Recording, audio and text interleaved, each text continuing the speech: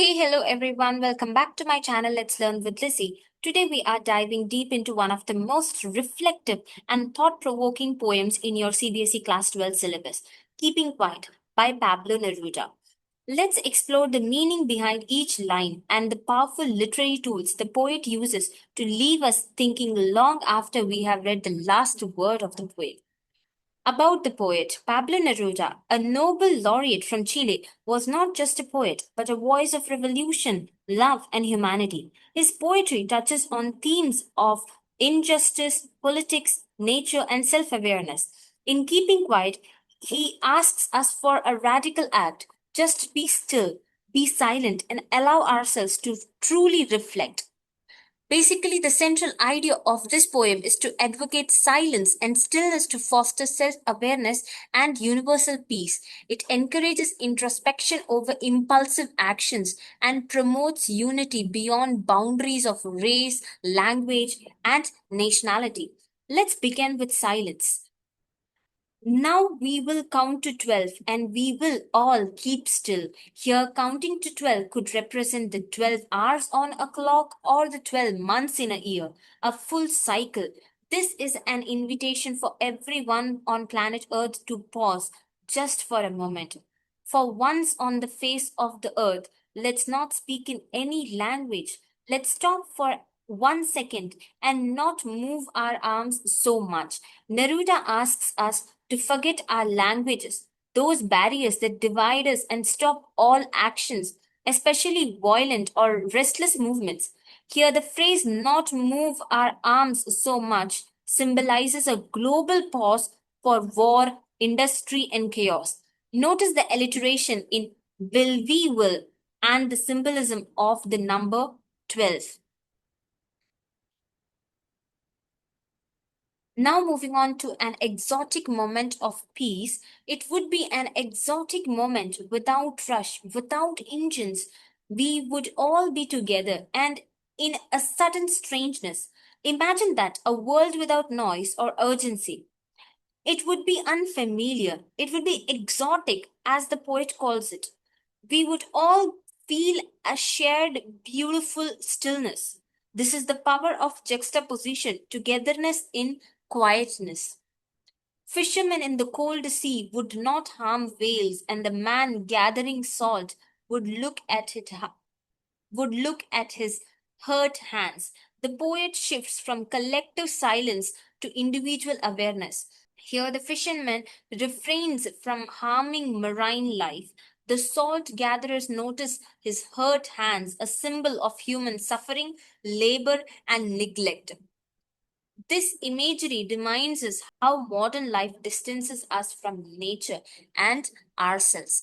In the 12th line, we can identify that there is a usage of alliteration in his hurt hands. War and brotherhood. Those who prepare green wars, wars with gas, wars with fire, victory with no survivors, would put on clean clothes and walk about with their brothers in the shade, doing nothing. Neruda here critiques destructive human inventions, chemical wars, environmental wars, and even pointless victories. The phrase green wars is an oxymoron. A war meant to protect nature, ironically, ends up destroying it. He imagines a different scene. Soldiers change their clothes, a metaphor for changing their ways, finding brotherhood, and choosing peace over conflict. Silence is not death. What I want should not be confused with total inactivity. Life is what it is about. I want no truck with death. Here, Neruda clarifies he is not glorifying laziness or death. He emphasizes that life is the core of his message. The phrase no truck with death is a colloquial way of saying I don't want any part in destruction or stagnation.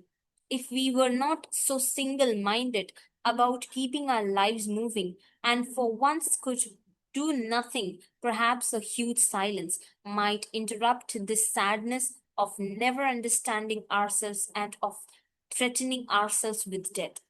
He critiques our obsession with movement, constant work, constant noise. He says maybe in doing nothing, we will actually do the most important thing, understand ourselves. The huge silence becomes an interpretation to sadness, a pause to analyze our self destructive behavior.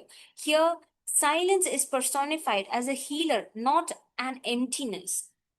Lesson from nature, what we learn is perhaps the earth can teach us, as when everything seems dead and later proves to be alive. Beautifully said by Pablo Neruda, as the earth, through its cycle of winter and spring, shows us that stillness isn't the end. It is a preparation for renewal. What seems dead is only resting, waiting to bloom again. This is metaphor at its finest form. Earth is our silent teacher. The closing line, now I'll count up to 12 and you keep quiet and I will go. The poet gently steps away, leaving us with the responsibility. It's up to us not to reflect, to pause, to reconnect with ourselves and our planet. It's not a demand, but a whispered invitation to peace. Here, the last two lines is actually the repetition, what the poet wants to repeat and emphasize again and again, that he is now going to count up to 12, which is the cycle of the year or the cycle of the days. And he is demanding us to be still and silent so that we are proclaiming the world's peace around. Let's quickly go over the key themes.